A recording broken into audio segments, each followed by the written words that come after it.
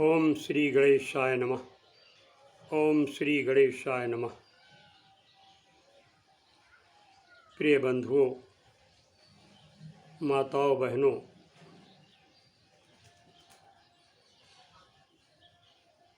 विद्या श्रेष्ठ धन है। विद्या धन प्रथम धनम। स्वदेशे पूज्यते राजा, विद्वान सर्वत्र पूज्यते। विद्वान की पूजा सब जगह होती है। राजा अपने क्षेत्र में, अपने देश में ही पूजा जा सकता है। पृथ्वी नारिता विद्या, द्वितीय नारितम धनम। प्रथमे नारिता विद्या, द्वितीय नारितम धनम, तृतीय नारितम पुण्यम, चतुर्थे किम करिष्यति। आश्रम 4 होते हैं। ब्रह्मचर्य आश्रम, गृहस्थाश्रम, वानप्रस्थाश्रम, संन्यास आश्रम। ब्रह्मचर्य शिशु से जब चेतना जग जाती है, विद्यार्थी जीवन में हो जाता है, तो 25 साल तक की आयु वाले जो होते हैं वो ब्रह्मचर्य के आश्रम में आते हैं। 25 साल से 50 तक गृहस्थ आश्रम।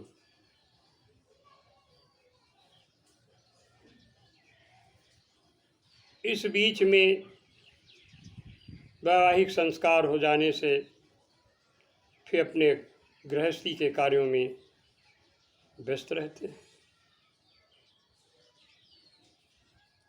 50 साल के उपरांत उसे अपनी प्रज्ञा को, अपनी बुद्धि को अहंकार, अभिमान, लोभ, ईर्ष्या, द्वेष से रोक करके वो अभ्यास करता है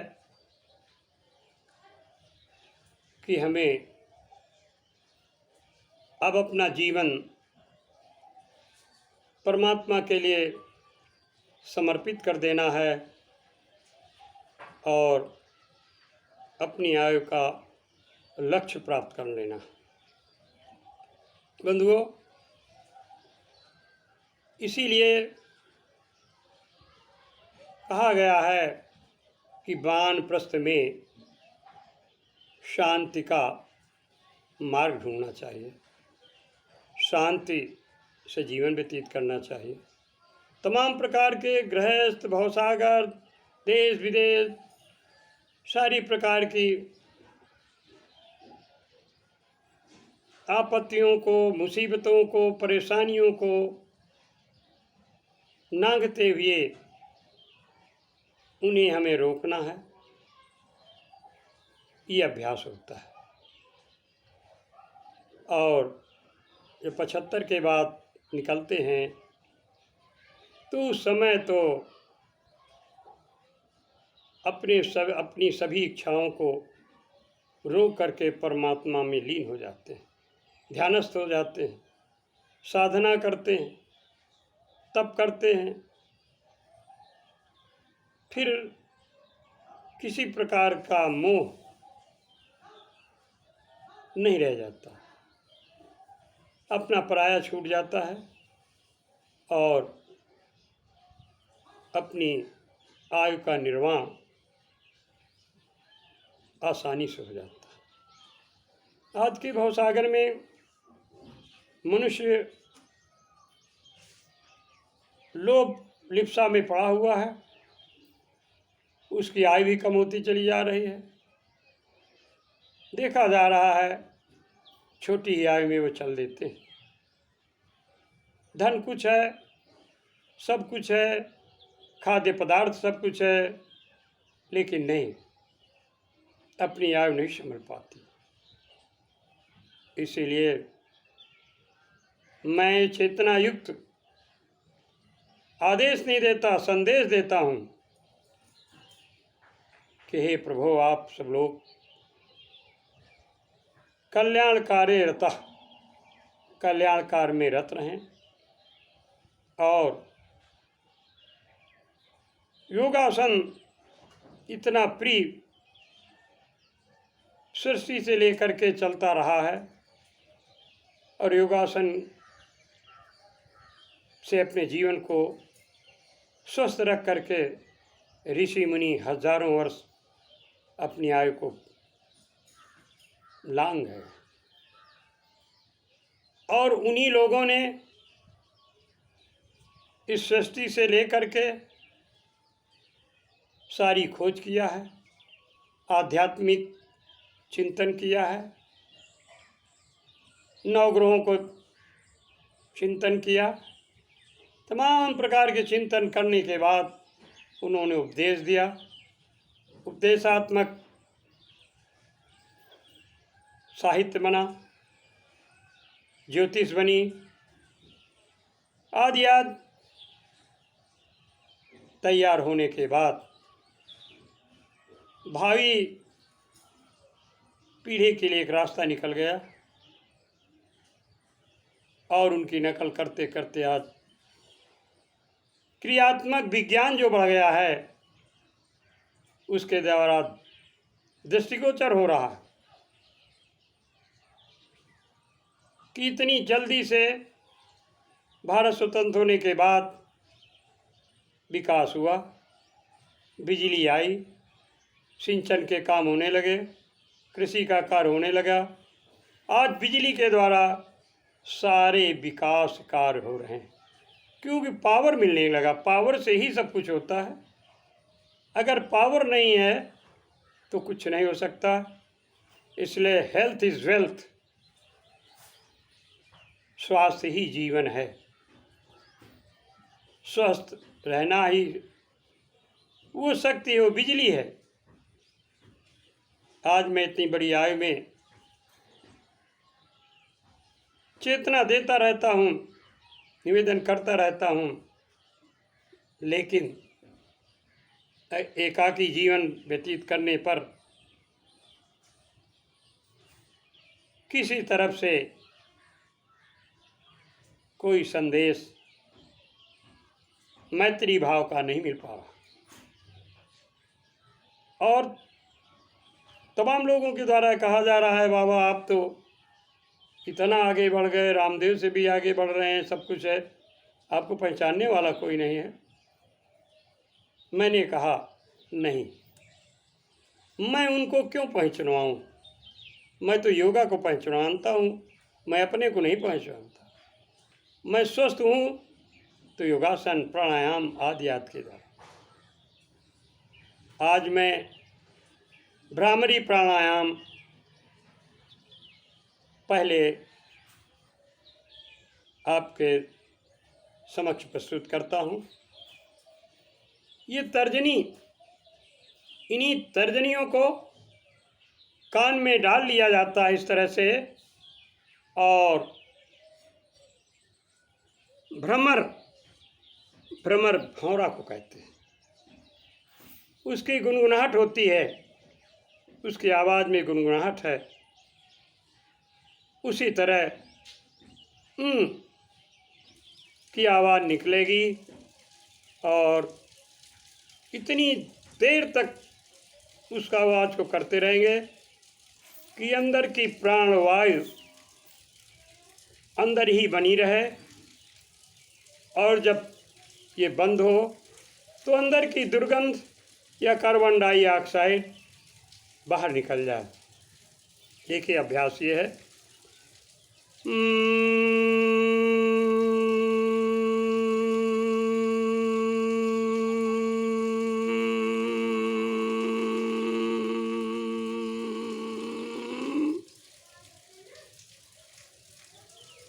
बंधुओं, जितनी देर तक ये आवाज़ हुई तब तक श्वास का आना जाना अंदर या बाहर रुका रहा। जैसे ही ये आवाज़ बंद हो गई, अंदर की श्वास अपने आप बाहर निकल गई। यही दुर्गंध है, यही कोरोना है, यही कार्बन डाइऑक्साइड है। मैं गांव नगर की गलियों में प्रतिदिन शाम सुबह घूमता रहता हूँ, मास्क कभी नहीं लगाता हूँ। मुझे कोई किसी प्रकार का प्रभाव नहीं पड़ रहा। आज इतनी बड़ी आयु में मैं अपने को श्रेष्ठ नहीं मानता, अपने को लघु मानता हूँ, छोटा मानता हूँ। बंधुओं, इसका अभ्यास जरूर करिए, जरूर करिए। इसमें चेतना पैदा होती है, इसमें स्फूर्ति होती है, स्फूर्ति बढ़ती है, ताकत बढ़ती है। जैसे ही हम ऊपर को उठ करके ये भ्रमर की आवाज़ निकालते हैं, पेट ऊपर को खाली करते चले जाते हैं, तो देखिए हाथों में भी ताकत मिलती है, फेफड़ों में ताकत मिलती है, हृदय बलवान होता है और ऑक्सीजन का संचयन विशेष करके हमारे शरीर में स्थिर रहता है। ऑक्सीजन ही तो प्राणवायु है, ऑक्सीजन ही तो आत्मा है, जो परमात्मा में ये आत्मा निकल करके मिल जाती है। कहने का मतलब यही है, ऑक्सीजन यही प्राणवायु निकल गई तो हम सजीव से निर्जीव हो जाते। बंधुओं, जितना भी इसका अभ्यास किया जाए उतना ही कम है। उषा काल में सुबह इसका अभ्यास अवश्य किया जाए। तत्पश्चात शांति के लिए एक मूर्छा प्राणायाम है। मूर्छा प्राणायाम में ये तर्जनी है, भाव में ऐसे रख करके तर्जनी को, फिर हम मध्यमा को, बीच की उंगली को नेत्रों के नीचे रख करके और अनामिका, ये जो चौथी उंगलियां हैं, ये नाक के पास रख करके और ओंठ के नीचे ये तर्जनी, अंगूठे जो रह गए वो कान में डाल लेते हैं। इस तरह से हम परमात्मा के ध्यान योग में पेट खाली करके सीना तानते हुए समाधिस्थ होते हैं। कहने का मतलब कि हम शांत हो जाते हैं, आँख बंद रहती, ओठ बंद रहते हैं। हो सके तो ओम ओम मन में गुनगुनाते रहें।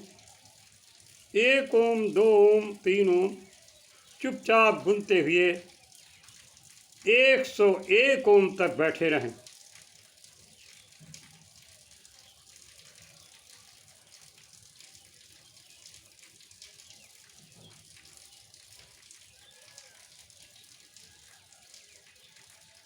इस क्रम से इसका अभ्यास किया जाता है। बंधुओं, ये दोनों लाभकारी हैं। मैं इतनी बड़ी आयु में इसका अभ्यास विशेष करके करता हूँ और लाभ लेता रहता हूँ।